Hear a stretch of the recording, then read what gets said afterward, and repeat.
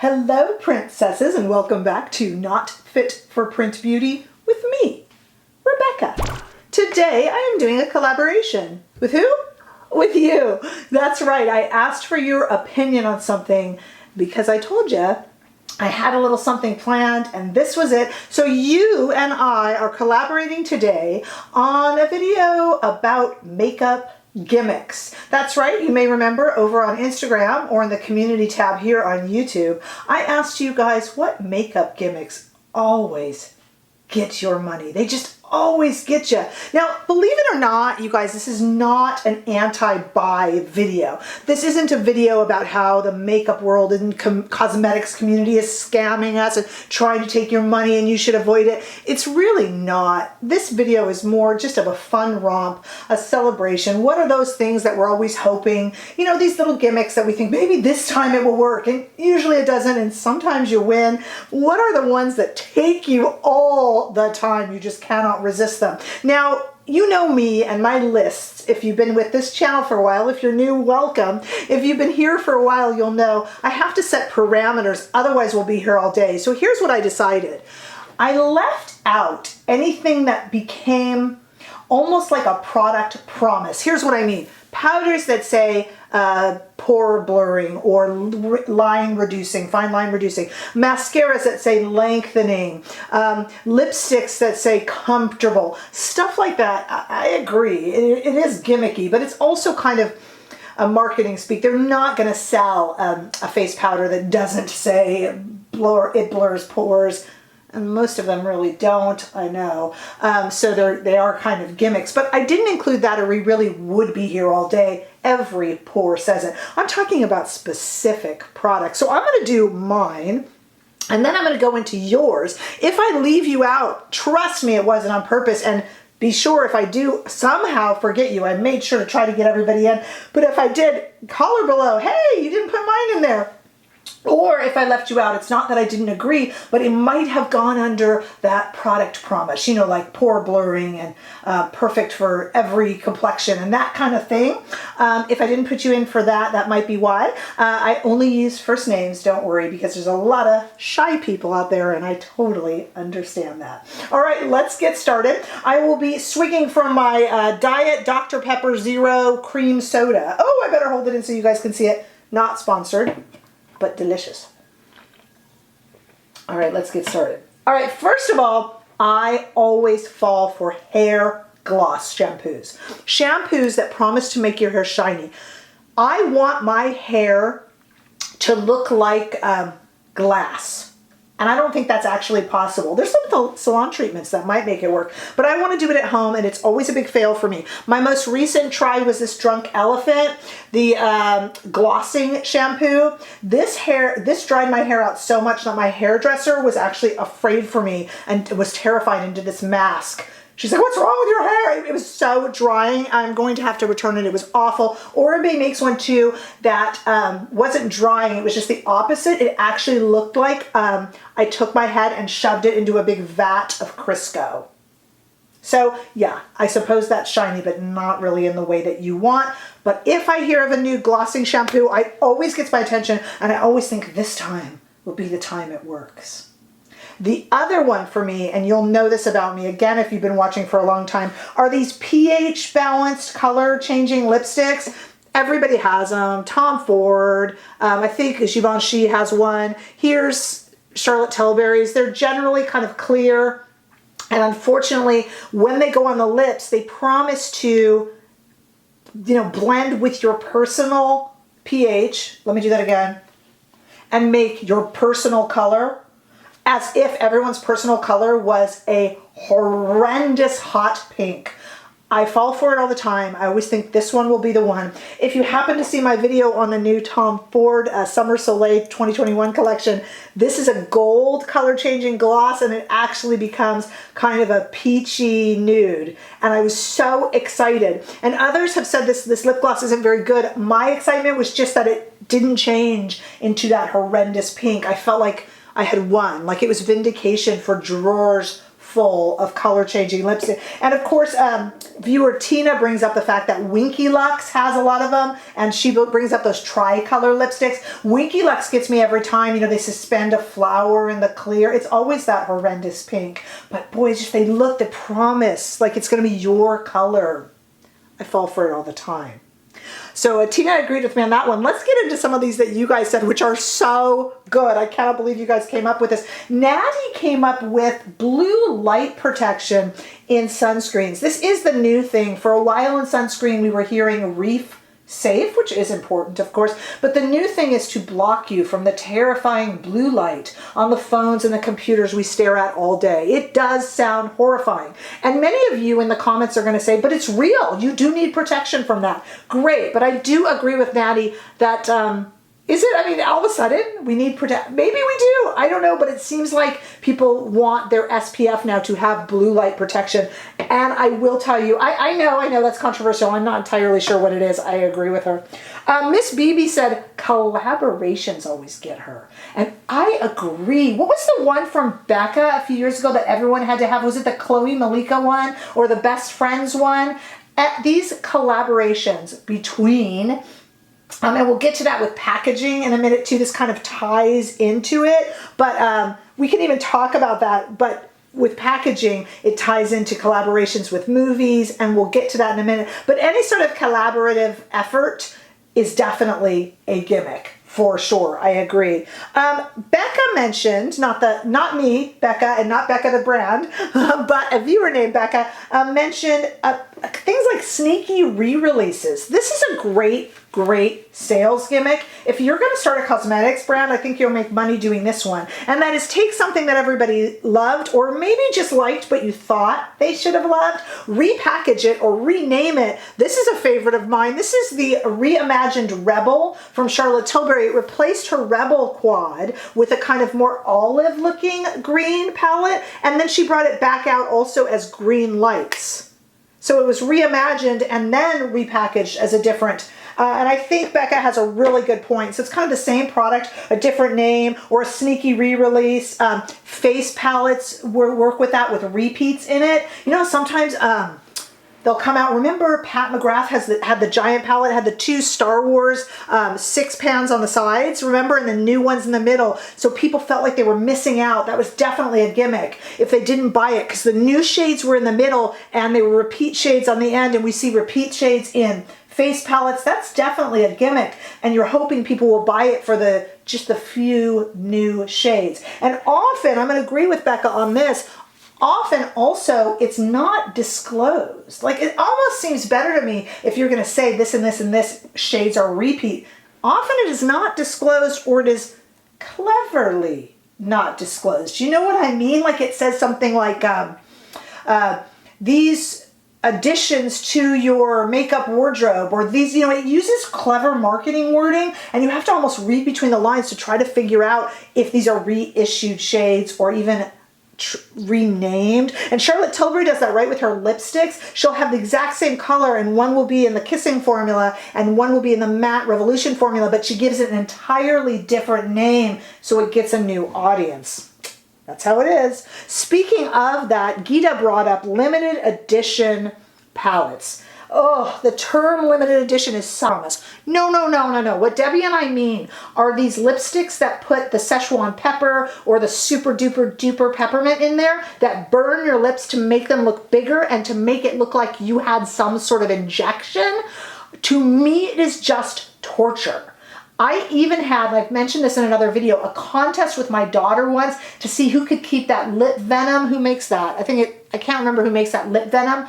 Or the bee sting one, I think it's Too Faced, on our lips for, she was doing pretty good. I mean, she's had a lot of orthodontia, so she has a high pain threshold, and I don't, honestly, you guys, I was like, running through the house, and I couldn't get, and once you get it in there, it's soaked in your lips, so you can't even really take it off. I was putting like sour cream on my lips. This one by Stila is a lot easier to take. I've decluttered all the others, but I do completely agree with Debbie. They promise to plump your lips like you just got some sort of lip filler, and instead they are I think, more painful, probably. I don't know, I've never had lip filler. I'd kind of like to, though. It'd be fun. But anyway, I've never had it, but I'm assuming that these peppers burn your lips more. I don't know. It's definitely a gimmick. You don't need, anything that says you won't need some sort of surgical procedure after it it's ridiculous. Okay, collection names. This one is from Rachel. Much marketing speak. What does it even mean anymore to be limited edition? And why is it that some products are actually limited edition and some just come back 3 months later? Fire Rose by Charlotte Tilbury. Fire Rose. I thought I had it here on the table with me. I don't. That was limited edition and seems to have actually been, like, where did that go? That was actually limited edition. Where is it? Some Pat McGrath shades and products seem to actually be limited edition. Others come back the next month with a different name. But the whole idea is that you want to get it. It's a marketing gimmick. Not a promise, but a gimmick to get your money. So I definitely agree with that. Debbie brought up a great one. Debbie brought up lip plumping. Now you're going to say, but Rebecca, that's a product. And I agree with her. And I think what she means is, think about Pillow Talk by Charlotte Tilbury. All of a sudden, there's a Pillow Talk mascara. Sorry, that was a Dr. Pepper Zero Break. Not sponsored. So we understand the Pillow Talk. I got the lip liner. I got the lipstick. Okay. The eyeshadow. Pillow Talk mascara. Pillow Talk Cadillac. Pillow Talk garage door openers? No, I'm kidding, but almost not. Like, all of a sudden, if it has Pillow Talk attached, that becomes a gimmick to get your money. Urban Decay does it with All Nighter. I just reviewed their All Nighter setting powder, which is a very nice powder, but doesn't set your makeup any better than any other setting powder, really. But they use that name, the product family category name, and that brings you in, right? And in fact, Urban Decay is another offender in terms of their naked palettes, because those started out being kind of one shade and nude shades, and now they're blue and green, and they're just using the name because it's a name that we trust, right? So it becomes a gimmick, a marketing gimmick. So that's true. Let's come back to this idea of packaging. This was a lot of you, okay? So I'm gonna name off everybody who mentioned some type of packaging, and then we will talk about what that packaging is. Julianne, Miss BB, Annie, Amy, Pink Sparkle, Margie, all of you talked about special edition packaging. Either taking a product and redoing it in a floral case, or this kind of brings back up collaborations, Star Wars collaborations, Disney collaborations, all sorts of Disney collaborations. ColourPop does a lot of them. Taking any sort of a cartoon character that people like, Hello Kitty does a lot of them, and doing those kind of packaging so that even if you don't want the product, you feel you should purchase it for the packaging. Holiday editions, retro packaging was one of you mentioned. I think that was Amy that mentioned retro packaging that reminds us of our childhood. You know those lip glosses we all use, like they smelled like bubble gum and such when we were kids? Things that remind us of happy, carefree days as children will often get our money, and that is a definite marketing gimmick. Definitely. Miss BB also added things like brushes with swords as handles, makeup brushes, you know, or those floral handles, sparkly handles, floral, or the actual flower-shaped, tulip-shaped makeup brush handles. And people think, oh, that will look good on my dresser and I can use it. And maybe they do, but it is still a gimmick.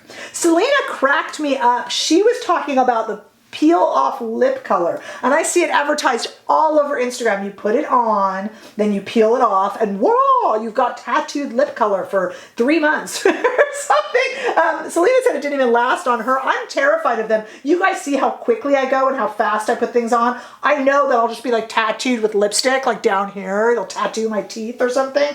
I'm afraid of it, but in the little ads for it, have you guys seen these? Comment below. These ladies are like, wow, such a gimmick.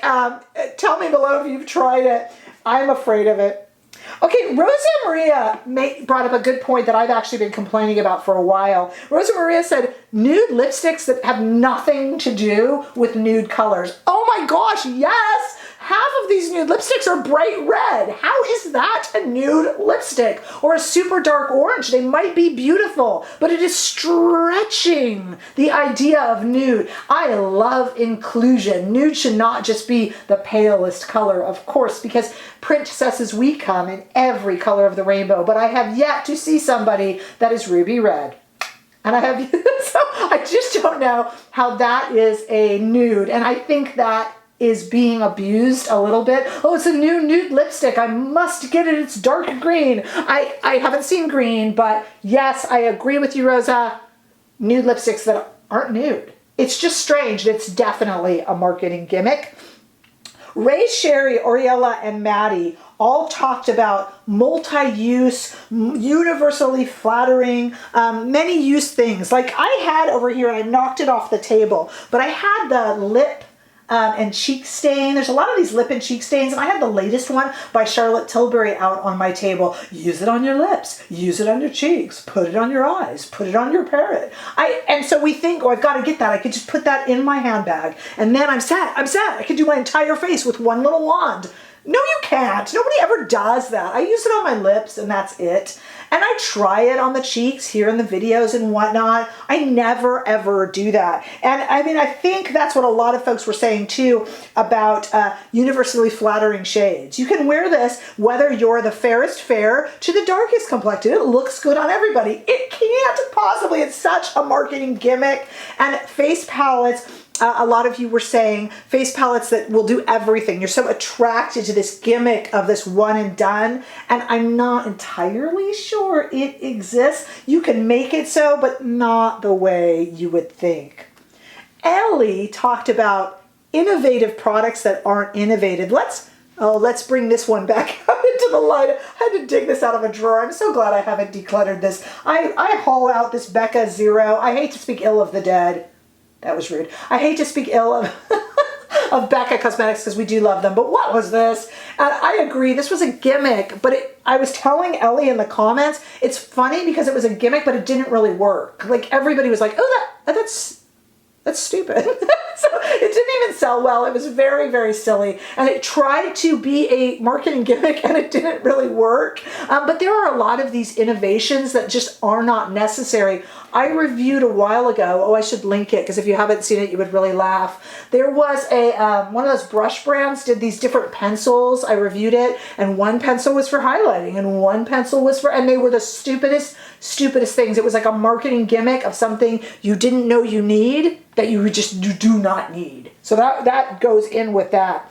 Shwetan mentioned new formulas. I do agree with her. Try this eyeshadow. It's in a new formula. So in case you were thinking, I have enough of Charlotte Tilbury's eyeshadows, or I have enough of this product, oh, it's newly formulated? Well, I've got to try that. I owe it to myself to try that. You know, so she's right. Shweta's right. We fall for these new formula gimmicks.